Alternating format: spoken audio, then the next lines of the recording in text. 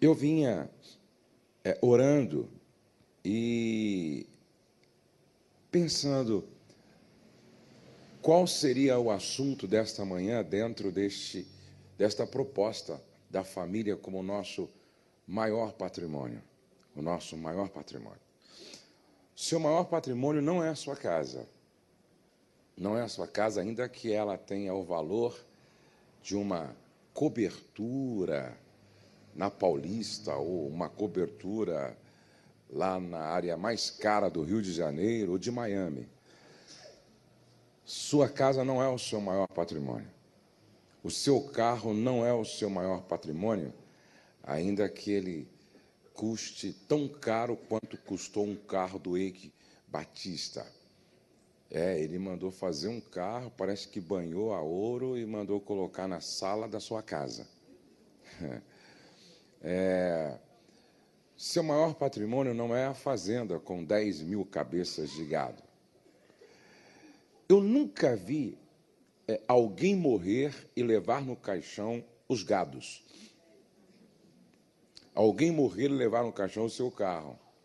Alguém morrer e levar no caixão os seus dólares. Agora, quando você morrer, dá para levar para o céu a sua filha. Dá para levar para o céu o seu filho. Dá para levar para o céu o seu cônjuge. Dá para levar para o céu a família inteira. Então, a família é o nosso maior patrimônio. Amém, amados? Por isso, todo investimento que nós fizermos na família ainda é pouco diante daquilo que ela significa, diante daquilo que ela representa, diante do seu valor. Ame a sua família. Proteja a sua família. Invista na sua família. Queira bem a sua família. Priorize a sua família. Eu quero falar hoje um pouco com vocês sobre as 5 colunas de sustentação de um casamento e de uma família. Por quê? Veja, se a família ela é a célula máter da sociedade, o casamento é a espinha dorsal da família. Ou seja, tudo na família gira em torno desse eixo, casamento. Quando o casamento vai bem, os filhos tendem a ir bem também. Então, a família, o casamento é esse eixo central. E a família gira em torno do casamento. Você já pensou como seria a família sem casamento? E esta é a grande jogada de Satanás: tirar o casamento da família. Formar famílias sem casamento. Porque quando se tira o casamento da família, tirou-se a noção de cumplicidade, fidelidade, aliança, pacto. Casamento é uma instituição divina. E falar em casamento é falar de pacto. Falar de pacto é falar de cumplicidade, é falar de lealdade, é falar de comprometimento, é falar de eternidade, de certa forma. Então, isso é muito importante. Nós não podemos aceitar a ideia de uma família formada excluindo, abolindo o casamento. A família deve começar a partir do casamento. E o casamento deve começar a partir de um namoro responsável. Então, um bom casamento começa com um namoro responsável. Um péssimo casamento começa com um namoro irresponsável. Tá? E o namoro responsável não abre mão de algumas coisas. Por exemplo, quem namora responsavelmente ouviu a Deus. Quem namora responsavelmente ouviu os pais. Quem namora responsavelmente ouviu a família. Quem namora responsavelmente ouviu a liderança da igreja, que é figura de autoridade também. Quem namora responsavelmente não abre mão da bênção dos pais. Não abre mão. Eu me lembro que quando Douglas, meu filho, queria começar a namorar com a Valéria, que hoje é sua esposa, ele disse para a mãe assim, ó, eu preciso conversar com o pai. E aí, então, eu marquei um café em casa, entre eu e ele só, à tarde, e eu perguntei, você quer conversar comigo, meu filho? Ele disse, eu quero, pai. Eu e a Valéria estamos conversando e, na verdade, a gente se gosta. E a gente quer namorar. Só que eu disse para ela que eu não começo o namoro sem que o Senhor nos abençoe. Se o Senhor não nos abençoar, a gente não começa a namorar. Aí eu gostei da conversa, eu conheci a Valéria e a família dela e tal. Eu disse, não, meu filho, eu vou te abençoar. Está abençoado, pode namorar. Disse, não, agora eu vou falar com os pais dela. Porque se os pais dela não abençoar, a gente também não começa a namorar. Sabe por quê? A bênção dos pais é um dos fundamentos para se ter um casamento feliz. Eu vou repetir isso. A bênção dos pais é um dos fundamentos para se ter um casamento feliz. Vamos pensar no filho pródigo. O filho pródigo saiu de casa com a herança? Sim ou não? Sim ou não? Vou perguntar de novo. O filho pródigo saiu de casa levando a herança? Sim ou não? Sim. Saiu de casa levando a bênção dos pais? Sim ou não? E o que aconteceu com a herança? Então, o que protege a herança é a bênção. Eu vou repetir. O que protege a herança é a bênção. Não adianta sair de casa levando a herança, mas não levar a bênção. Por isso ele perde tudo. Ele perde a própria dignidade. Ele chegou ao ponto de valer menos do que um porco, porque para os porcos tinha comida, mas para ele ninguém dava nada. Então, agora, ele saiu errado. Ele saiu na hora errada. Ele saiu da forma errada. Ele saiu estimulado pela motivação errada.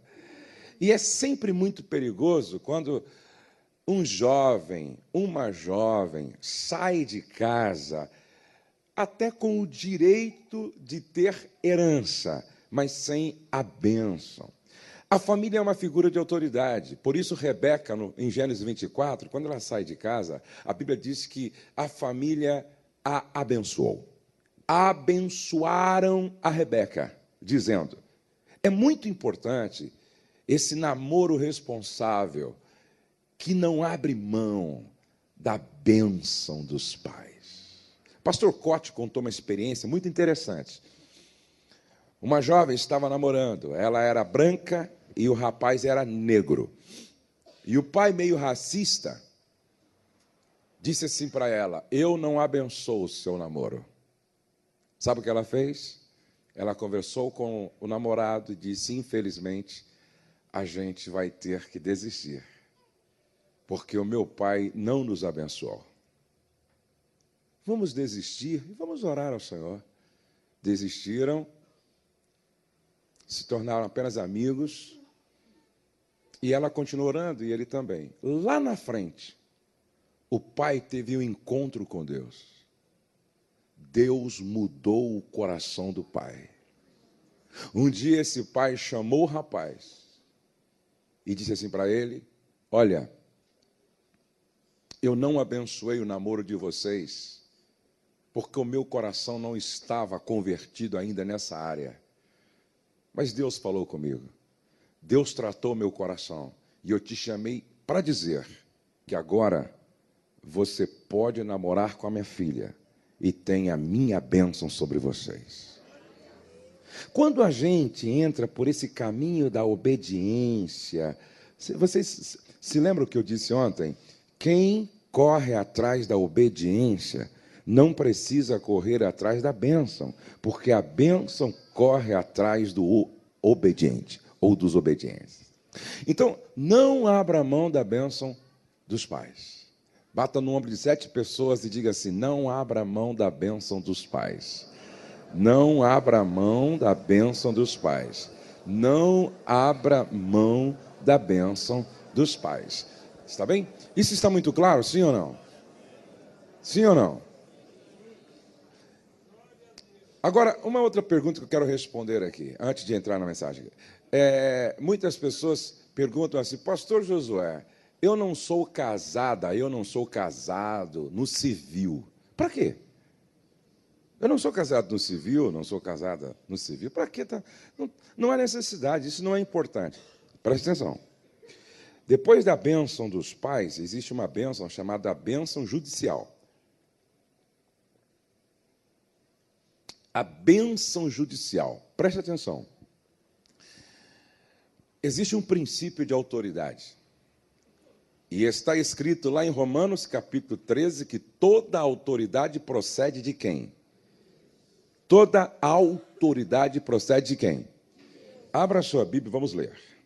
Romanos, capítulo 13. Eu acho que todos devem conhecer esse texto, precisam conhecer esse texto, precisam viver conforme esse texto. Olha só. Todos devem sujeitar-se às autoridades governamentais, pois não há autoridade que não venha de Deus. As autoridades que existem foram por Ele estabelecidas. Portanto, aquele que se rebela contra a autoridade está se colocando contra o que Deus instituiu. E aqueles que assim procedem trazem condenação sobre si mesmos. Trazem o quê? Não é Deus que condena. Não é o diabo que condena, é a própria pessoa que se condena. Então o texto está dizendo assim: olha, todos devem sujeitar-se às autoridades governamentais, pois não há autoridade que não venha de Deus. Portanto, aquele que se rebela contra a autoridade está se colocando contra o que Deus instituiu, e aqueles que assim procedem trazem condenação sobre si mesmos. O que a Bíblia está dizendo? Quem não aceita se submeter ao princípio de autoridade, legalizando o seu casamento segundo as leis que governam o país, está quebrando o princípio de autoridade. Está se rebelando contra um princípio de autoridade. E estas pessoas estão trazendo bênção sobre si ou condenação. Então, está claro isso, sim ou não? Então, casar no civil é se submeter ao princípio de autoridade governamental, obedecendo às leis que regem o país, a nação. Essa bênção judicial também está relacionada ao princípio de autoridade. Então, nós temos a bênção dos pais, figura de autoridade. Nós temos a bênção da família, figura de autoridade. Nós temos a bênção judicial, porque as leis que governam têm a ver com o governo e têm a ver com o princípio de autoridade. Por isso que é importante casar no civil, legalizar, se submetendo às autoridades governamentais para não trazer sobre o casamento condenação. Está claro isso, sim ou não? Sim ou não? Então você tem aí a bênção dos pais, você tem a bênção judicial e também tem a bênção sacerdotal, porque a igreja é figura de autoridade para abençoar. E a igreja tem uma liderança espiritual. E essa liderança espiritual da igreja, ela tem autoridade também para abençoar. Por isso que é bom casar na igreja também. Ah, pastor, eu só casei no civil. Então você tem que casar na igreja também. E quando eu falo em casar na igreja, não precisa fazer cerimônia, não. Pede para o pastor tirar um tempinho, ministrar uma palavra para você e fazer uma oração. Ele é figura de autoridade como líder da igreja. Está claro isso, sim ou não? Mas essa não é a mensagem. Eu acho que foi importante, o Espírito Santo está querendo convencer algumas pessoas aqui a alinhar sua vida com a palavra. Tá? Bom, diga construindo para não cair. Outra vez, construindo para não cair. Vamos pensar hoje em 5 colunas de sustentação de um casamento e de uma família bem-sucedida. 5 colunas de sustentação de um casamento e, consequentemente, de uma família. Abra a sua Bíblia em Mateus, capítulo 5, versos 27 e 28. Diz assim, ainda dentro do Sermão da Montanha, ouvistes que foi dito, não adulterarás.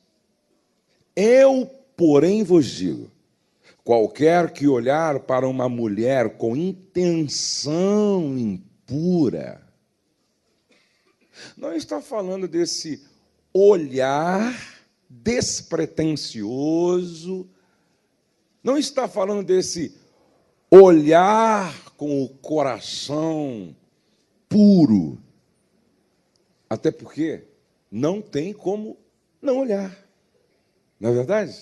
Até alguém disse que o primeiro olhar não tem nenhum problema. O problema está no segundo olhar. E aí, então, tem gente que não sai do primeiro. Fica assim, ó. Oh. Jesus está falando que o problema não está no olhar. O problema está na intenção. Certo? O problema não está no olhar. O problema está na intenção do coração. Eu, porém, vos digo, qualquer que olhar para uma mulher... E por que o texto não está dito assim? E também qualquer mulher que olhar para um homem... Por quê? Porque o homem é visual. E a mulher é auditiva. E é interessante que há uma diferença no olhar da mulher e do homem. Quando o homem olha com intenção impura, ele olha tirando a roupa da mulher. E a mulher, quando tentada, olha para um homem, ela olha colocando roupa no homem. Esse rapaz com uma camiseta assim, com um corte de cabelo assim... Esse rapaz com uma calça assim, esse rapaz com sapatênis assim, ela vai vestindo o rapaz. Interessante como os olhares são diferentes nessa área de tentação, não é? E tem irmã que expressa a tentação espiritualizando. Ela diz assim, que homem de Deus. E se for marido da outra, ela diz assim, essa varoa é bem-aventurada. É mais ou menos assim, não é? Jesus diz, qualquer que olhar para uma mulher com a intenção impura, no coração já adulterou com ela. Abra sua Bíblia em 1 Timóteo, capítulo 3, verso 11 e 12. 1 Timóteo, capítulo 3, verso 11 e o verso 12. Da mesma sorte quanto as mulheres, é necessário que sejam elas respeitáveis. Acharam, sim ou não? Tá. É 1 Timóteo, capítulo 3, verso 11 e 12, não é isso? Da mesma sorte quanto as mulheres, é necessário que sejam elas respeitáveis, não maldizentes. Vamos voltar para a questão do olhar. Sabe qual é a batalha de todo homem? A batalha de todo homem está nos olhos. Olha que coisa interessante. A batalha de todo homem, ou de todos os homens, está onde? Nos olhos. E a batalha de toda mulher está na língua.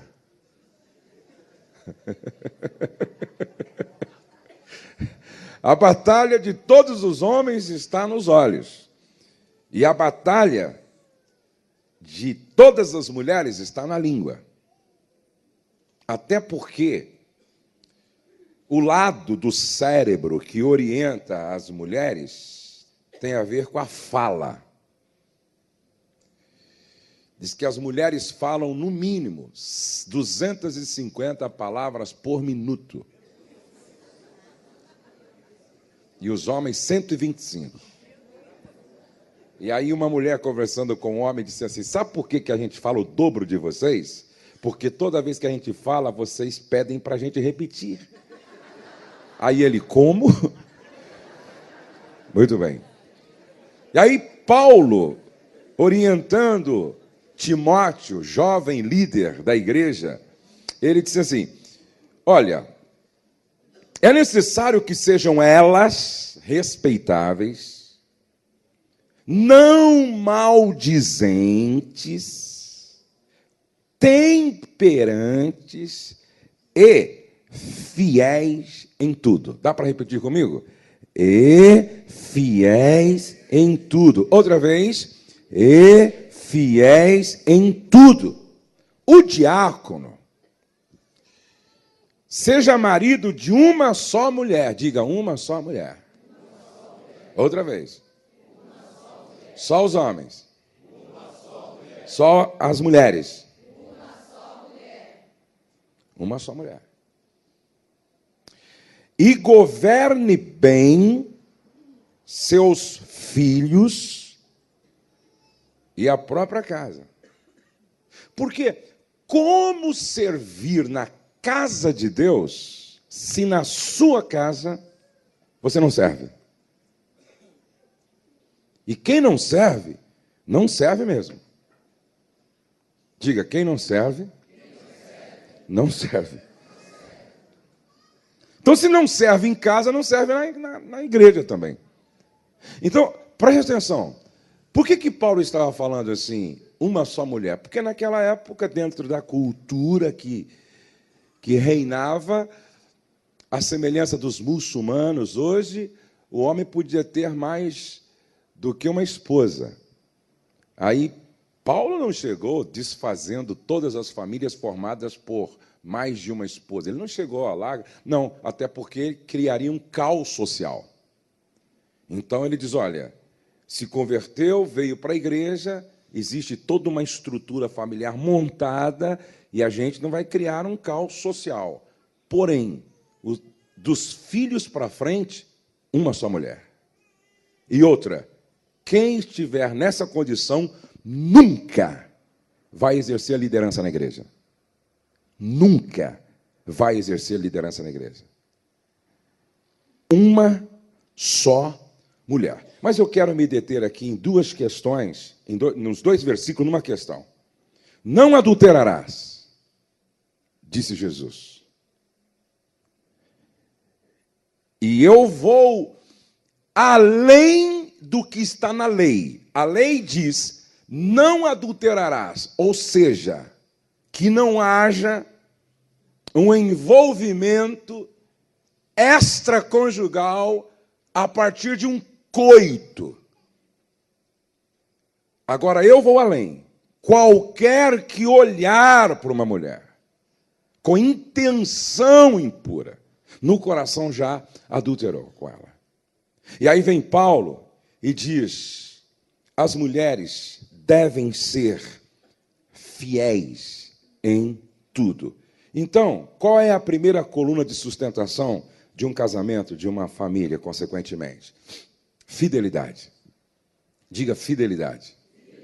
Eu vou dar uma definição de fidelidade, você escreva aí, por favor. Fidelidade é honrar o outro na presença e na ausência. Fidelidade é honrar o outro na presença e na ausência. E é impossível tratar do assunto fidelidade sem chamar um outro assunto. E esse outro assunto foi o próprio Cristo que deu ênfase. A Bíblia dá muita ênfase. Por exemplo, na oração do Pai Nosso. Pai nosso que estás no céu, santificado seja o teu nome, venha o teu reino, seja feita a sua vontade, assim na terra como no céu. Pão nosso cada dia nos dá hoje. Perdoa as nossas dívidas, como nós perdoamos os nossos ofensores. Não nos deixes cair em tentação. Por que Jesus inseriu a questão da tentação na oração dominical? Não nos deixes cair em tentação, mas livra-nos no original é maligno, do maligno. Em outras palavras, que o maligno não encontre em mim nenhum ponto de apoio. Aí, Jesus, antes de ir para a cruz, lá no Getsêmani, diz assim para os discípulos: vigiai. Dá para repetir comigo? Vigiai. E Jesus coloca o verbo vigiar antes do verbo orar.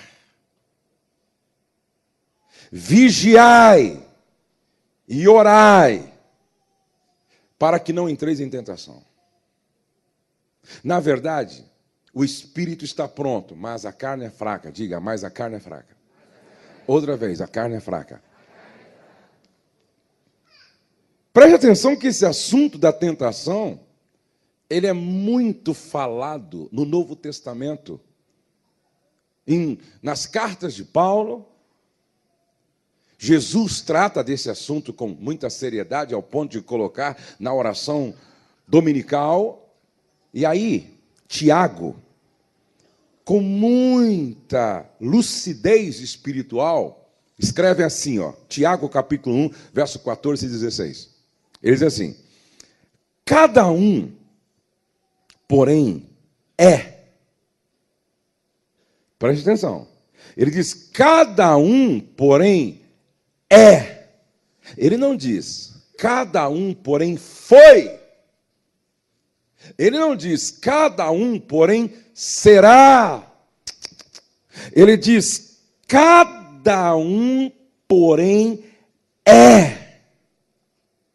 E eu duvido que não haja pessoas aqui que ainda, nesta manhã, ao se levantar, já foi tentado. Já foi tentado. Você olhou assim, 5 pãezinhos na mesa. Que vontade de comer 3. Isso é tentação. Você foi na padaria, olhou aquela guloseimaada toda. Você foi tentado. Ou tem gente, como eu disse, olhou para uma irmã, olhou para o irmão, ou olhou para o carro do outro. Ou então foi tentado a falar mal do outro. Tentado. Tiago diz, cada um, porém, é tentado pela própria cobiça. E é interessante que eu não encontro nesse texto aqui, em nenhum lugar, a palavra diabo. Procura aí, cada um, porém, é tentado pela própria cobiça, sendo por esta arrastado e seduzido, então a cobiça, tendo engravidado, dá à luz ao pecado, e o pecado, após ter se consumado, gera a morte. Meus amados irmãos, não se deixem enganar. Pergunta, onde é que está o diabo aí? Repete isso comigo. A primeira pessoa que me cria problemas sou eu mesmo. Diga, o meu maior problema sou eu mesmo. Preste atenção que o texto é claro. Cada um, porém, é tentado pela própria cobiça. A tentação é algo muito perigoso, não por causa das forças externas, mas por causa da nossa própria velha natureza. Com razão, Paulo gritou: miserável homem que sou! Quem me livrará do corpo desta morte? O bem que eu quero fazer não consigo. O mal que eu não quero está sempre diante de mim.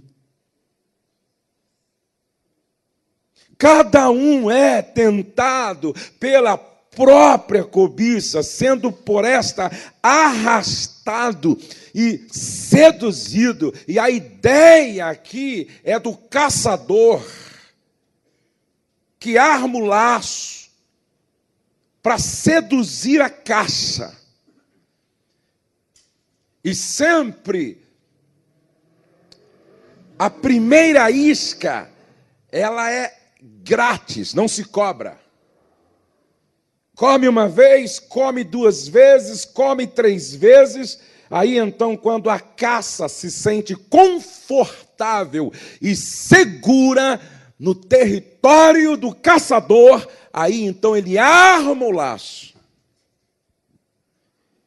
E o bote é fatal.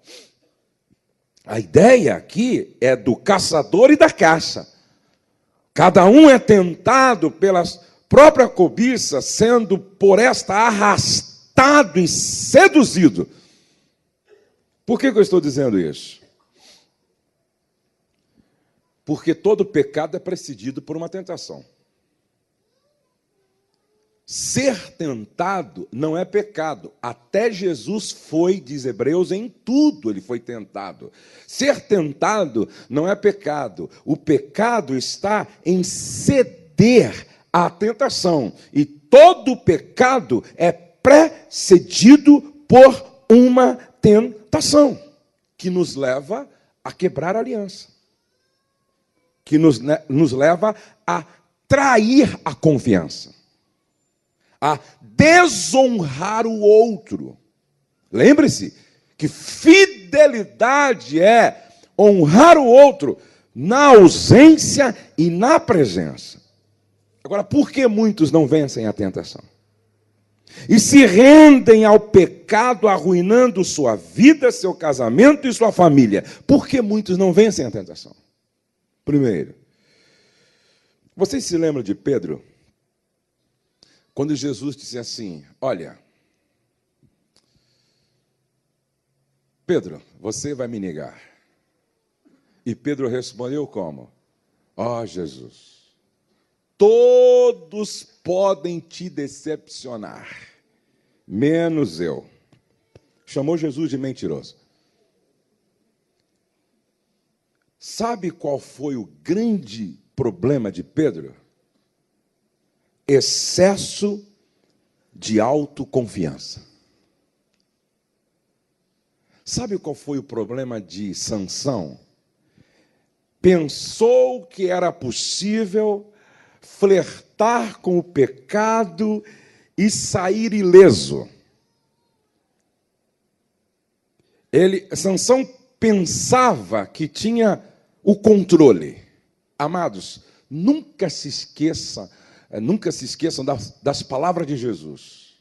A carne é fraca. Dá para repetir comigo? Outra vez.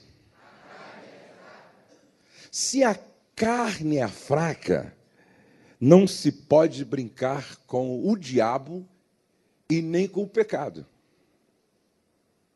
Excesso de autoconfiança levou Pedro à queda. Excesso de autoconfiança levou Sansão à queda. Então, muitos não conseguem vencer a tentação e, consequentemente, o pecado, porque pensam que é possível controlar a situação quando a carne está envolvida. Sabe por que muitos não vencem a tentação? Porque não impõem limites. Quantos são casados aqui? Levante a mão, todos os casados, bem alto assim. Bem alto. Os não casados que um dia vão casar também. Levante a mão assim. Então aprendam aqui já preventivamente. Eu vou dar um conselho aqui para os casados. Mulher, não confie exageradamente no teu marido. Marido, não confie exageradamente na tua mulher.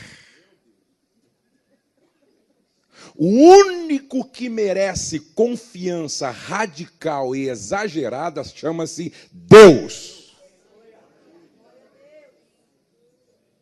Se a Bíblia está dizendo que o Josué Gonçalves da Silva é carne e a carne é fraca, a minha esposa não deveria tirar o olho de mim. Bem-aventurado é o homem que tem uma mulher bisbilhoteira.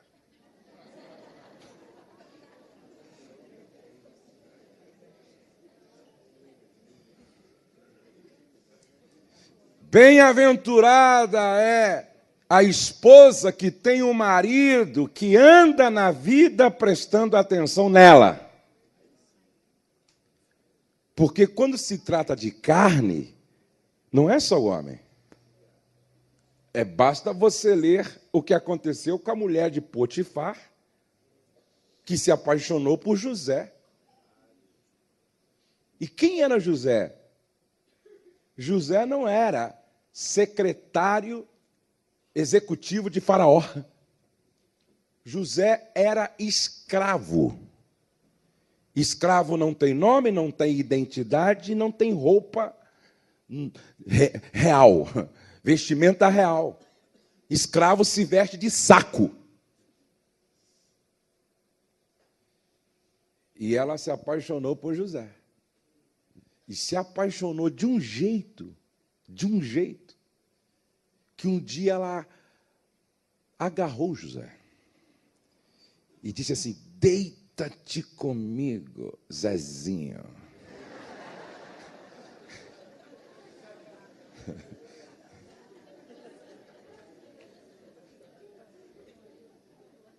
Escravozinho, meu escravinho. Não tem bom, diga, não tem bom. É carne. Por isso que, às vezes em quando, a gente tem que jejuar. Um dia alguém me perguntou: pastor, o senhor está jejuando, né? Estou fazendo um jejum de 7 dias aí. E ele disse: por quê? O senhor está jejuando? Qual é o propósito? Para colocar carne no lugar dela, que a minha carne está muito assanhada. E o melhor remédio para uma carne assanhada é jejum. Não tem jeito, é jejum. Agora, olhem para cá, por favor. Se a carne é fraca, eu não posso brincar com o pecado. Se a carne é fraca, eu não posso flertar com o pecado. Se a carne é fraca, eu tenho que impor limites, demarcando território. Eu tenho uma aliança com Deus, eu tenho uma aliança com a minha mulher, eu tenho uma aliança com a minha família, e eu tenho uma aliança com a igreja. Se eu tenho esses níveis de aliança, eu preciso impor limites para mim mesmo. Para mim mesmo. Sabe por que algumas pessoas não vencem a tentação? Porque elas não confessam que estão sendo tentadas. Eu vou repetir o que eu tenho dito para pastores, eu tenho dito para casais, eu tenho dito para os meus discípulos. Olha o que a Bíblia diz, em Eclesiastes 4:12. Vamos ler. Eclesiastes 4:12. Leia comigo aí, por favor. Eclesiastes 4:12. Um homem sozinho pode ser vencido, mas dois conseguem defender-se. Olha só, um homem sozinho pode ser vencido, mas dois conseguem defender-se. Um cordão de 3 dobras não se rompe com facilidade. Vou repetir. Um homem sozinho pode ser vencido, mas dois conseguem defender-se. Um cordão de 3 dobras não se rompe com facilidade. Escutem, o que é melhor? Confessar um pecado consumado ou uma tentação? Vou repetir. O que é melhor? Confessar um pecado consumado ou confessar uma tentação? Agora, sabe por que muitos não vencem? Porque não confessam a tentação. Sabe quando é que a tentação perde a força? Quando a gente traz a tentação para a luz. Quando você chama o discipulador, quando você chama o seu líder espiritual, quando você chama sua esposa, quando você chama seu marido, quando você chama seu pai e abre o coração e joga tudo na luz, o diabo sai desesperado dizendo: perdi, perdi, perdi, perdi, perdi, perdi, perdi, perdi, perdi, perdi, perdi.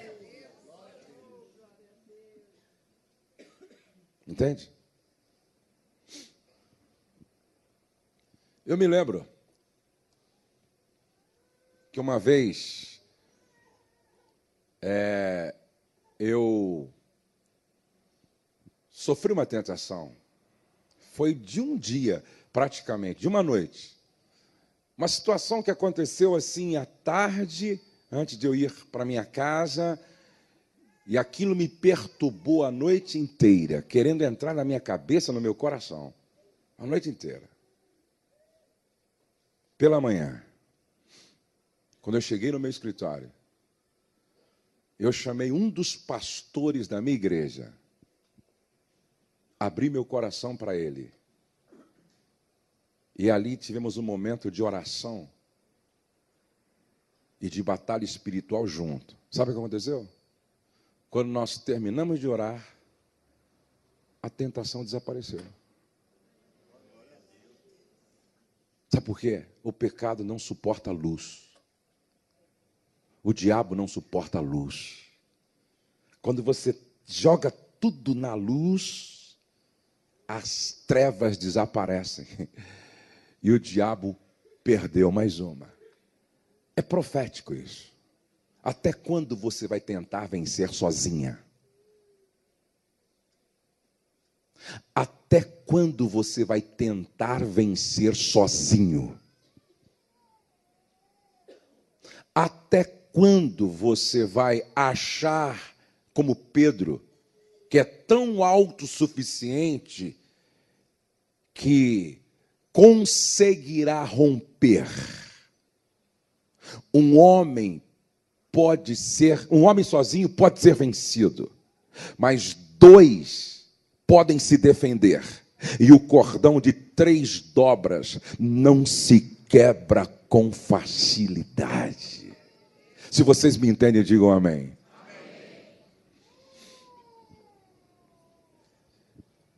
Não confessar a tentação é tudo o que o diabo quer que você não confesse a tentação. É tudo o que o diabo quer. Me lembro de uma história de um pastor ele estava sendo tão tentado, ele chegou ao limite. E ele disse, das duas, uma, ou eu tomo uma decisão radical, ou eu vou perder a minha salvação, meu casamento, minha família e minha igreja.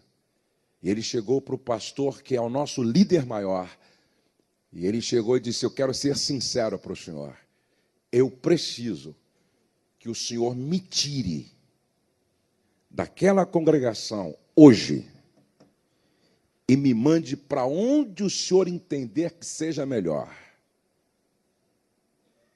Eu quero fazer o que Jesus disse. Se o teu olho direito te faz pecar, arranca. Porque é melhor entrar no céu com um olho só do que no inferno com os dois. Se o teu braço direito te faz pecar, corta. É melhor entrar no céu com um braço só do que no inferno com os dois. Sabe o que Jesus estava dizendo? Há momentos que a sua decisão e atitude tem que ser renúncia radical. E ele disse, pastor, porque se eu ficar lá, eu vou pecar e, consequentemente, vou perder a minha salvação, meu casamento, minha família e o respeito da igreja. Então, é arrancar realmente o olho. É arrancar o braço realmente. Um dia uma senhora me procurou, disse, pastor, estou sendo tentada no trabalho. Um dos supervisores está me assediando e me traz chocolate e me manda flores. E eu confesso para o senhor que eu estou gostando dessa brincadeira. O que o senhor acha que eu faço? Eu disse, irmã, é domingo, né? Amanhã, pede para o teu marido ir com você e peça a conta. Porque entre o seu trabalho, sua salvação, seu casamento, sua família e sua dignidade, vai embora o teu trabalho. Agora tem pessoas que ficam brincando com o pecado. Tem pessoas que ficam flertando com o pecado. E aí, você precisa entender que se existe um tempo que tudo contribui para a gente pecar, se chama hoje. Por exemplo, Facebook tem se tornado uma arapuca à disposição do diabo para algumas pessoas. Facebook. Um dia uma irmã me procurou e disse, pastor, na época era o Orkut ainda, eu estava procurando os meus ex-namorados, casada, e até que eu encontrei um. Falei com ele. Conversa vai, conversa vem, fotografia vai, fotografia vem. E a gente descobriu que o amor que sentíamos não havia acabado, apenas estava adormecido. E a gente voltou, pastor, a viver aquele tempo interessante de namoro, e eu descobri que nunca amei meu marido. Eu disse, capeta. Diabo. Satanás.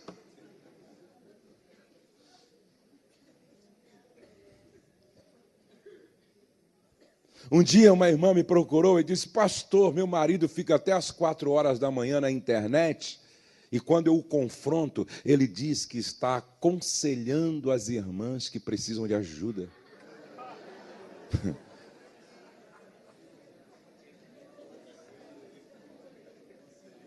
Eu disse, irmã, vamos fazer o seguinte, pede para alguém instalar um espião no computador dele. E a irmã vai descobrir qual é a senha. Aprenda uma coisa. Quem não deve, não coloca senha em tudo. Quem não deve, não apaga mensagens do celular toda hora.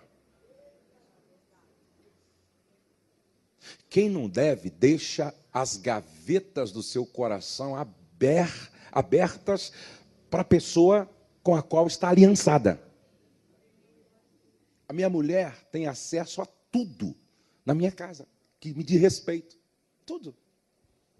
Ela não deve invadir a minha privacidade. Mas se ela entender que deve dar uma olhadinha em algumas coisas, ela é minha sócia. Pode abrir o envelope. Pode verificar minha caixa de e-mail. Pode pegar no meu celular. Pode entrar no Twitter e no Facebook.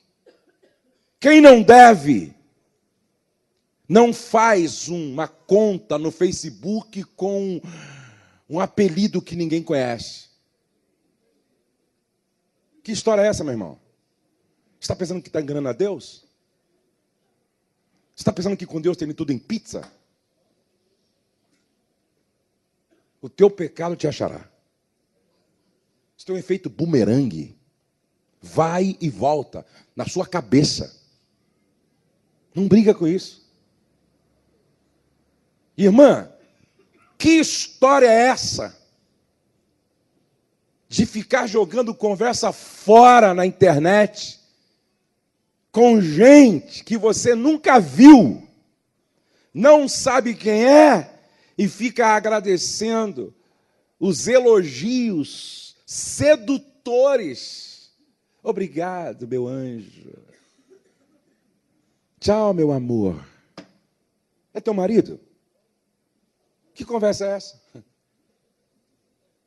Tem gente brincando com o pecado. Tem gente flertando com o pecado. Tem gente brincando com a tentação. Nunca me esqueço de um viajante que estava na Europa, viajando no inverno, muito frio, neve, e ele com um capote e vencendo o gelo, até que ele encontrou uma cobrinha pequenininha, coitadinha, quase morrendo, congelada, e ele, com pena da cobra, pegou a cobrinha, colocou dentro do capote para aquecê-la, defendendo os animais. Consciência ecológica. Lá na frente, a cobra já aquecida reviveu. E no movimento dele, a cobra o picou. E o viajante morreu. Não se brinca com cobra. Não se agasalha cobra. Não se brinca com o pecado. Não se brinca com o diabo, a antiga serpente. O diabo nunca brincou de ser diabo. Será que eu estou sendo claro? Se eu estou sendo claro, diga amém. Como você tem usado o Facebook, como você tem usado a internet, como você tem usado o seu celular, como você tem usado o seu tablet. Por onde você tem navegado, com quem você tem falado, fidelidade a Deus, até porque dos olhos de Deus ninguém escapa. Dos olhos de Deus, ninguém se esconde. Fidelidade ao cônjuge, fidelidade à família, fidelidade à igreja, fidelidade consigo mesmo. Se vocês me entendem, aplaudo ao Senhor nesta manhã.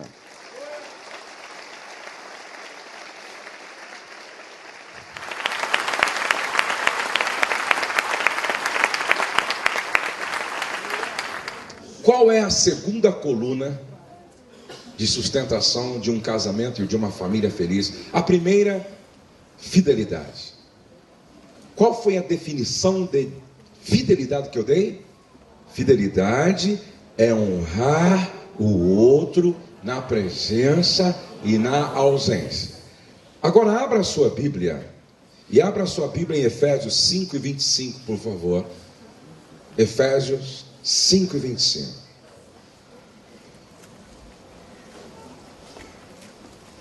Marido, ame sua esposa, assim como Cristo amou a igreja e deu a sua vida por ela.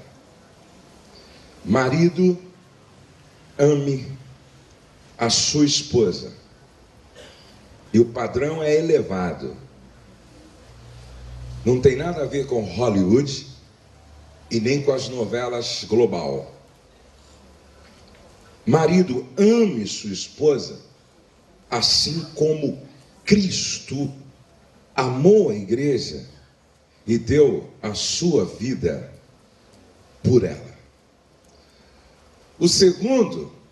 A segunda coluna é amor sacrificial.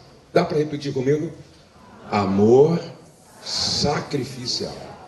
Agora, você já observou que Paulo não disse em nenhum momento, em Efésios 5, que a mulher deve amar o marido?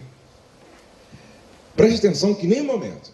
Ele diz assim, para os maridos, amai, e está no imperativo, o que significa dizer que é um mandamento. Amai para os maridos. E em nenhum momento ele disse para as mulheres, amai, no imperativo como mandamento. Sabe por quê? Porque para as mulheres ele disse, respeitai, honrai. Isso está no último versículo do capítulo 5.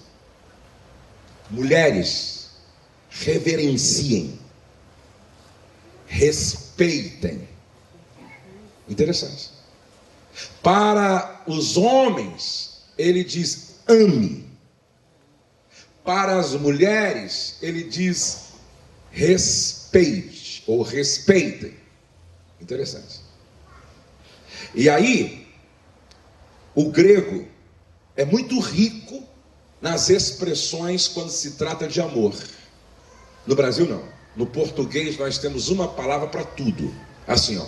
Ame seu cachorro, ame seu gato, ame seu carro, ame sua casa, ame sua sogra, ame seu pai, ame sua mãe, ame a sua mulher, ame seus filhos. No grego é uma palavra, no português é uma palavra. No grego, não. No grego, por exemplo, filéu, amor filantrópico. Estorgé ou estorage, amor entre os membros de uma família. Eros, amor erótico, atração pelo sexo oposto. Filéu, amor filantrópico, amor ao próximo. Estorage, amor entre os membros de uma família. Eros, amor entre um homem e uma mulher, amor sensual. Agora, Paulo e os teólogos da sua época entenderam que não dava para usar filéu para expressar o amor de Deus. Não dava para usar estorage, muito pobre, para expressar o amor de Deus. Eros, muito pobre, para expressar o amor de Deus.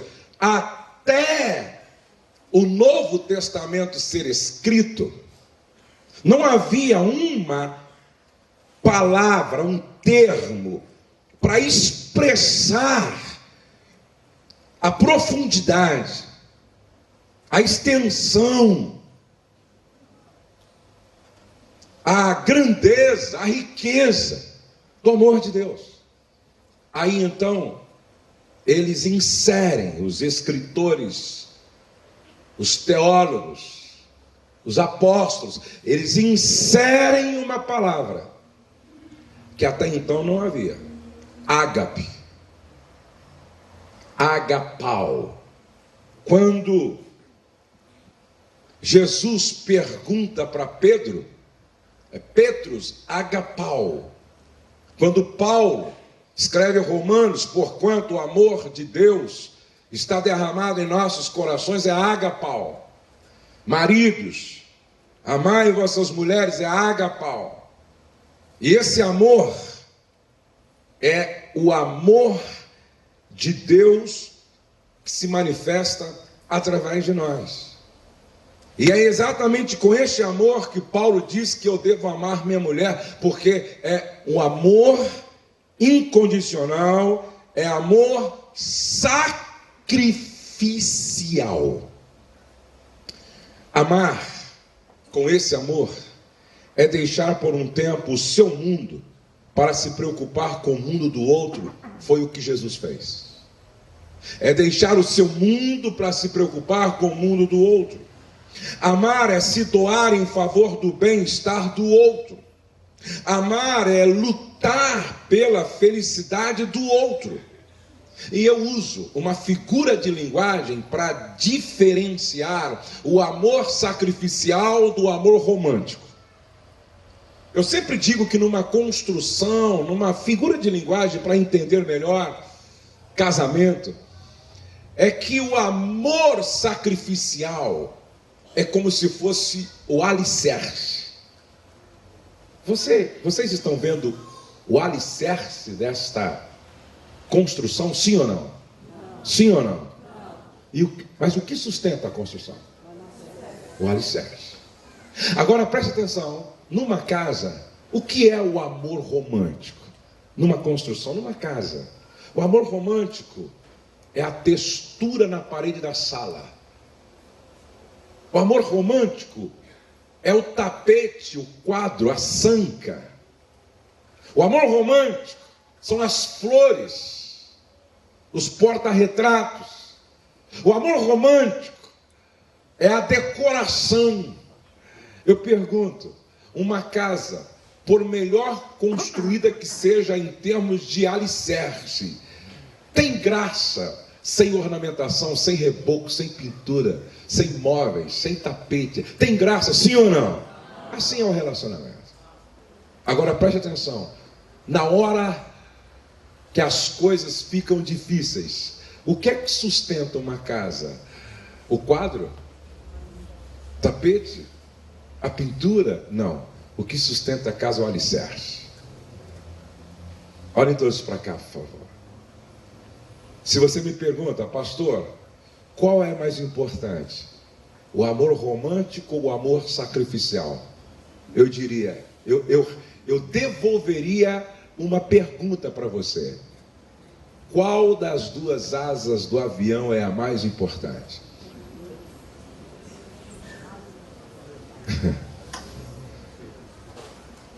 Eu termino contando a minha experiência. Como ministro para casais, eu sempre gostei desse lado romântico do relacionamento. Minha esposa completou mais um ano de vida em maio, e eu preparei, na verdade eu patrocinei, porque quem preparou foi minha secretária e minha filha, uma festa para minha esposa. Aí fizeram bem legal lá, arrumaram tudo. E eu escrevi um poema muito bonito, porque eu, modesta parte, eu escrevo bem esse negócio. Aí eu escrevi um poema para minha esposa, que no final os maridos queriam comprar o poema. Eu disse, estou vendendo.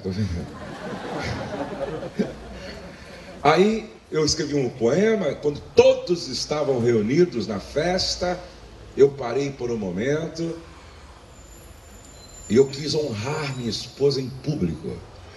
E romanticamente eu li para ela aquele lindo poema.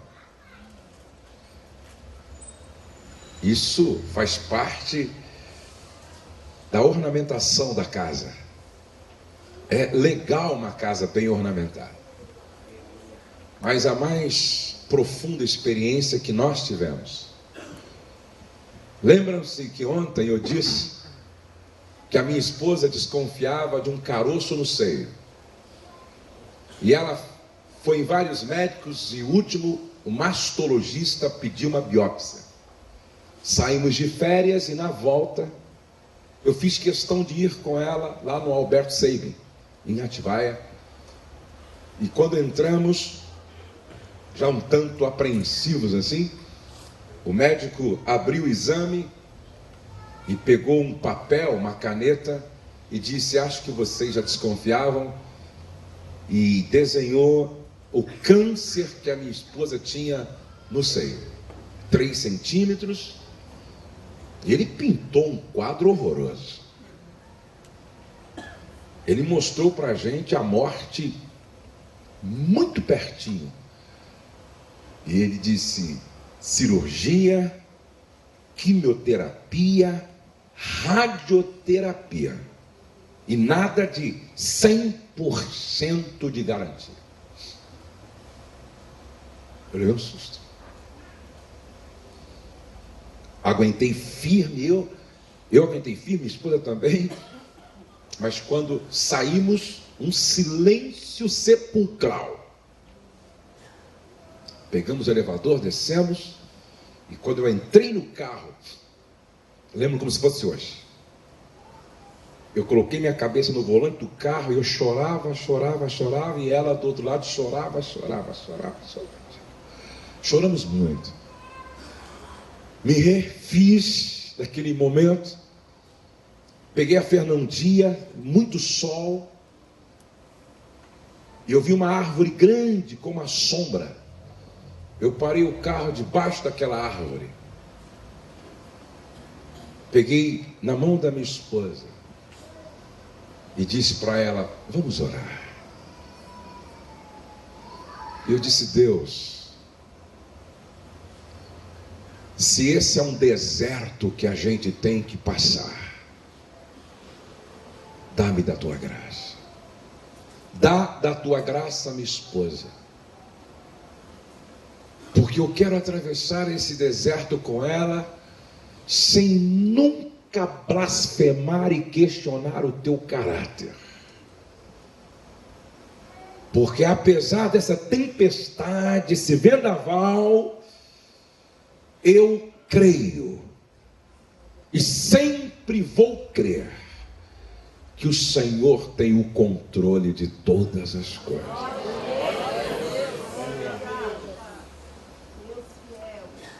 E como eu preguei ontem,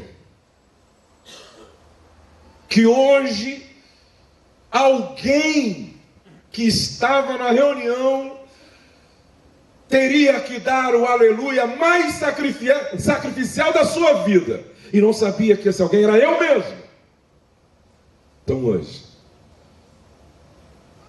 eu quero dar o aleluia mais sacrificial que eu já dei. Aleluia, aleluia, aleluia. Em nome de Jesus, amém. Aí eu olhei para minha esposa e eu disse assim para ela: já te escrevi muitos poemas, já te dei flores, já te dei joias,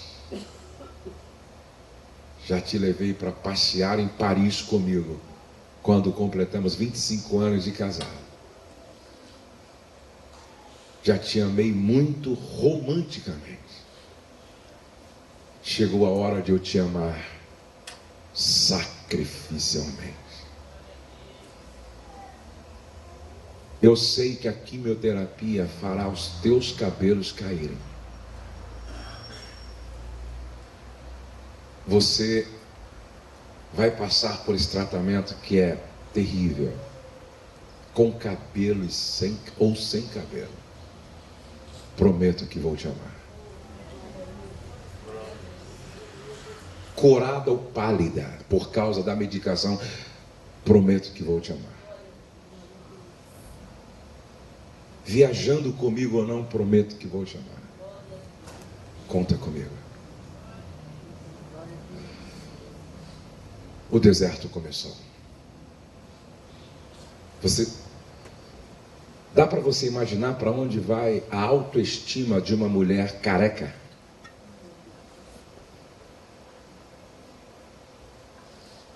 Ela colocou uma prótese humana. Ela nunca quis me deixar vê-la sem cabelo. Inchou. Não podia me atender sexualmente durante dias. 1 ano sem viajar comigo. Quantas vezes eu acordava pela manhã e ela estava chorando. Chorando muito. Já tinha acordado 5 horas da manhã. Eu a abraçava. E eu recitava no ouvido dela: o Senhor é o nosso pastor,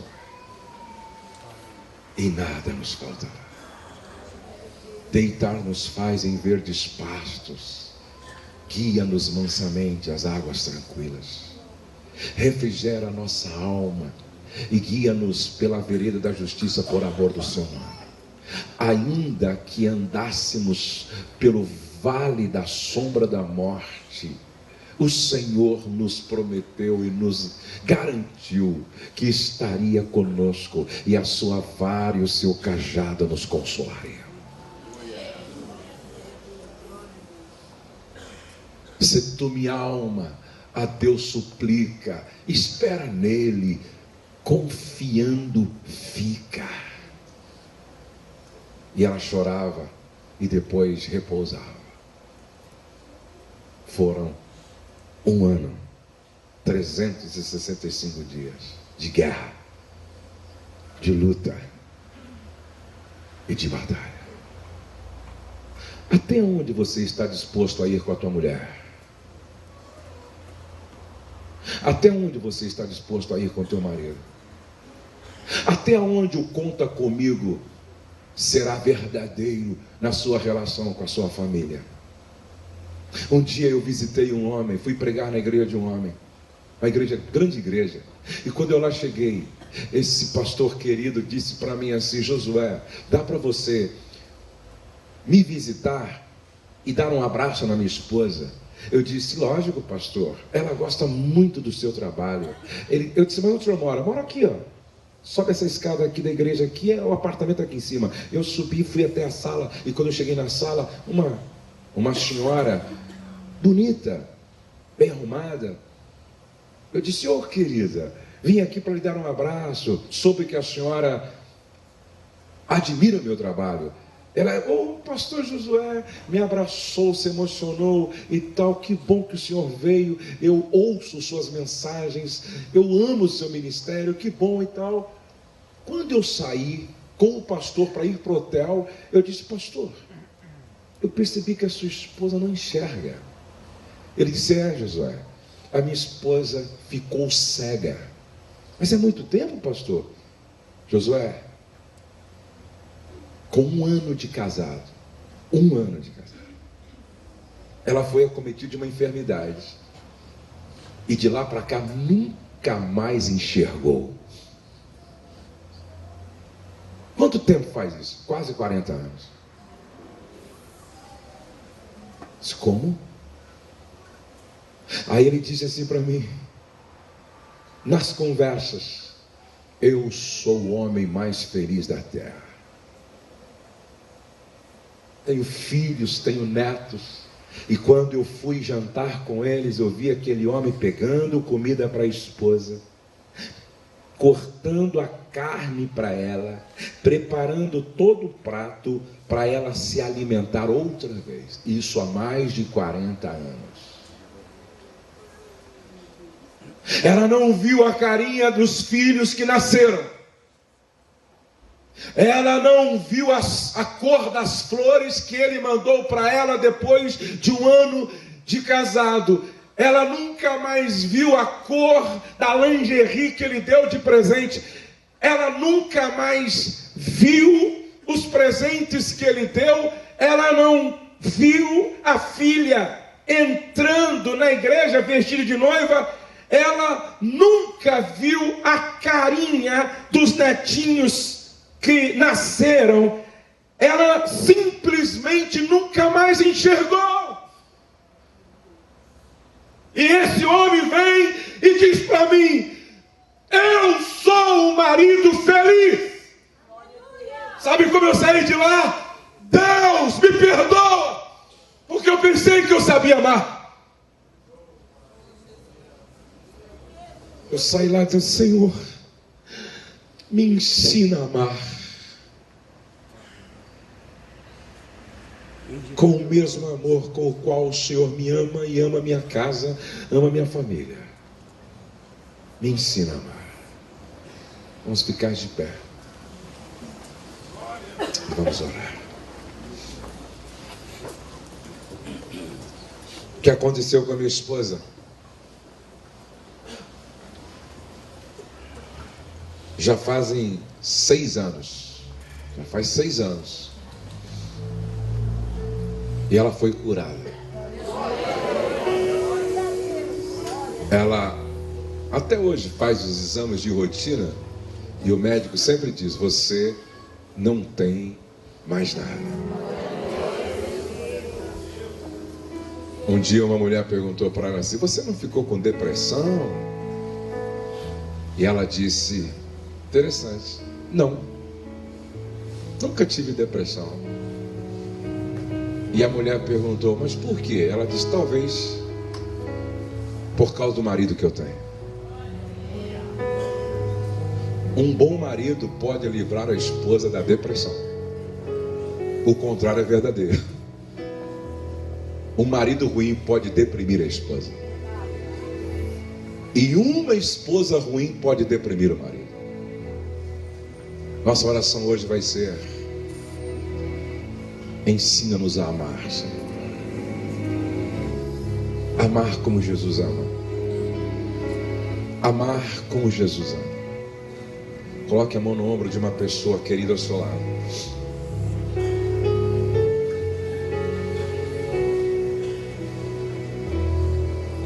Eu gostaria que você orasse dizendo: Senhor, guarda o coração do meu irmão, que ele seja fiel até a morte. Fiel a Ti, fiel ao cônjuge, fiel à família, fiel à igreja, fiel a si mesmo. Ensina meu irmão a amar. Amar como Cristo ama. Amar como Cristo nos amou na cruz. Ore, ore. Obrigado, Senhor, pelo Teu amor, pela Tua graça, pela Tua bondade, pela Tua misericórdia. Obrigado por Tua palavra nesta manhã. Tua palavra que nos confronta. Tua palavra que nos liberta. Tua palavra que nos mostra o caminho. Tua palavra que nos livra de nós mesmos. Tua palavra que nos enche de esperança.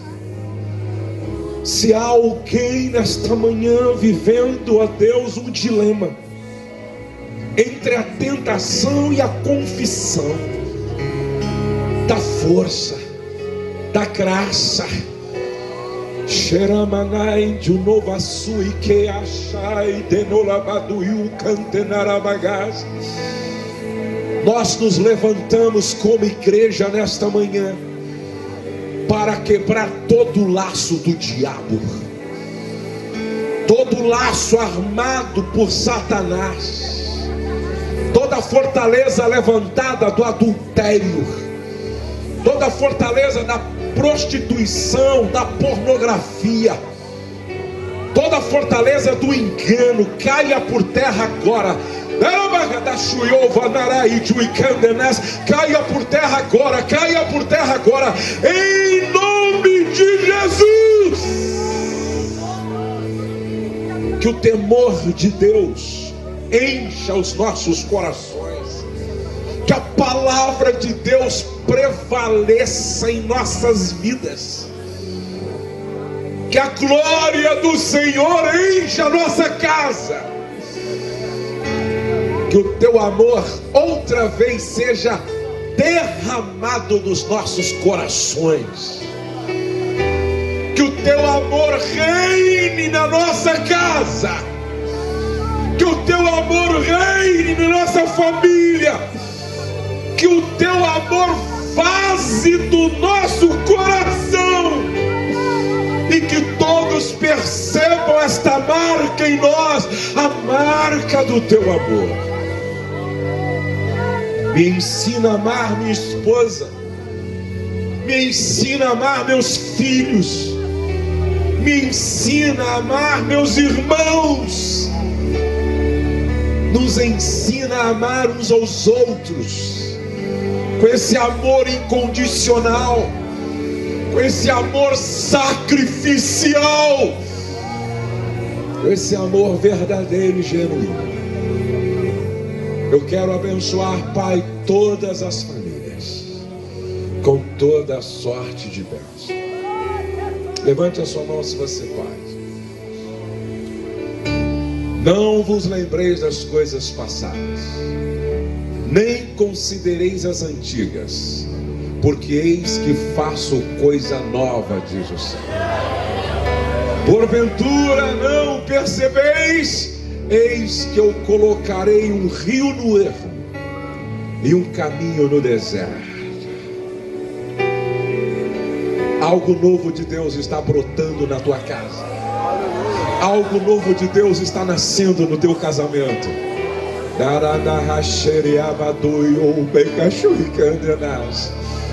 Um batismo de amor está acontecendo no teu coração. Eu profetizo, nunca mais sua vida será a mesma, nunca mais seu casamento será o mesmo, nunca mais sua família será a mesma. A sua descendência será poderosa na terra. A prosperidade de Deus habitará na sua casa. A justiça de Deus prevalecerá na sua família. Os teus filhos não se perderão, porque cada filho teu é uma promessa do Senhor aqui na terra. Eu gostaria que, enquanto o grupo está cantando, louvando ao Senhor,